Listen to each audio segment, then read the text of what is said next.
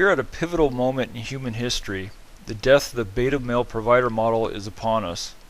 A mating strategy that worked for 10,000 years is over. Marriage is dead, and unchecked hypergamy killed it.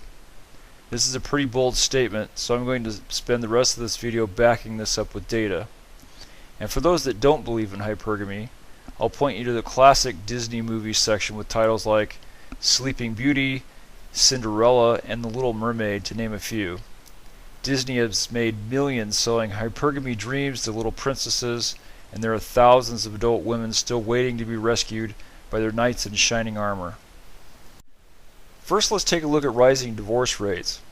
You can see from the chart that divorce rates have followed an exponential J-curve since 1860, with the exception of a few spikes.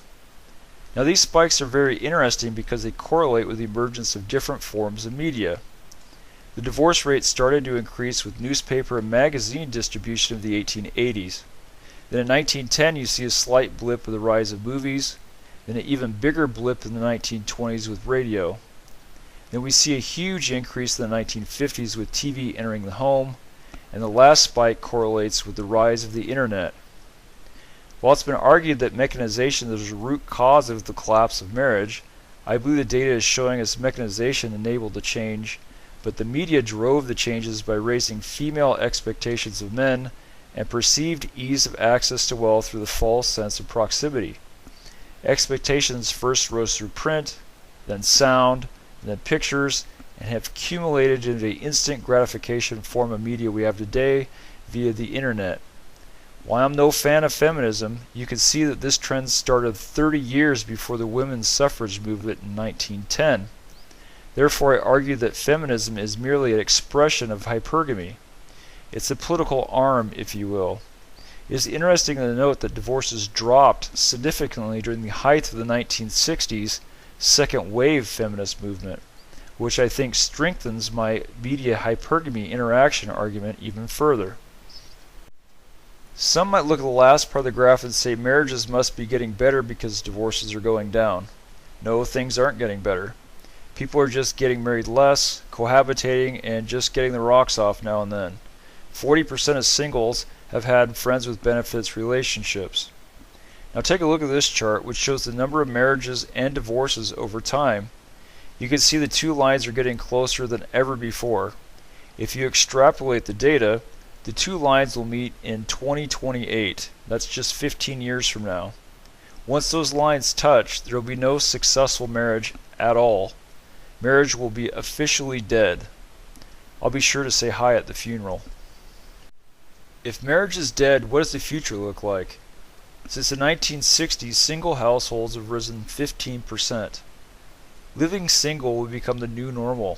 MGTOW is the way of the future. We're not radicals, we're visionaries.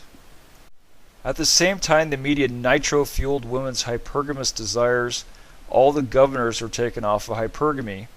The 7 seals of the Fempocalypse were removed one by one. No-fault divorce, the decline of religion, the development of birth control, access to safe abortion, an increasingly transient society, mechanization, and an expanding white-collar workforce. In the past, marriage was held together by legal and holy union. After divorce laws were changed, divorces increased. No-fault divorce laws actually made it advantageous for women to get divorced. Women can divorce, keep the old funds coming in, while looking for a better deal. Church attendance has been on the decline since the 1960s.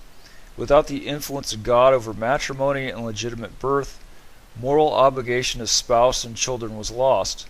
In addition, walking away from religion allowed women to control precisely how many kids they wanted and with who, through birth control and aborting unwanted children.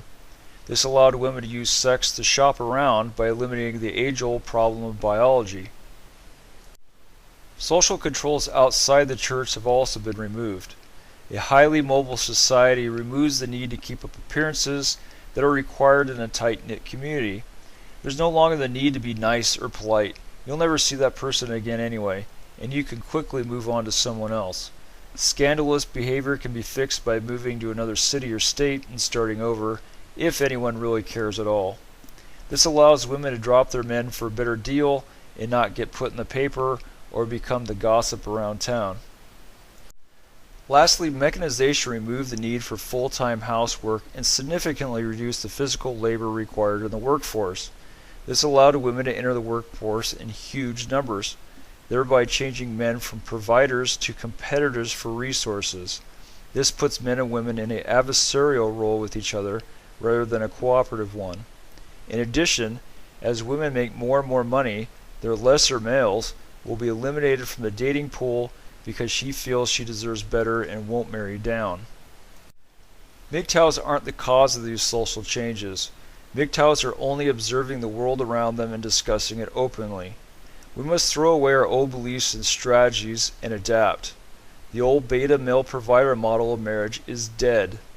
Not adapting to this increasingly changing social landscape is at your own peril. This is the future, and it's here to stay. Subscribe to get the latest uploads, comment to share your thoughts, spread the word by giving a thumbs up, marking as a favorite, sharing or embedding, and thank you. Ma! I'll be up to take out the trash as soon as I'm done uploading this YouTube video!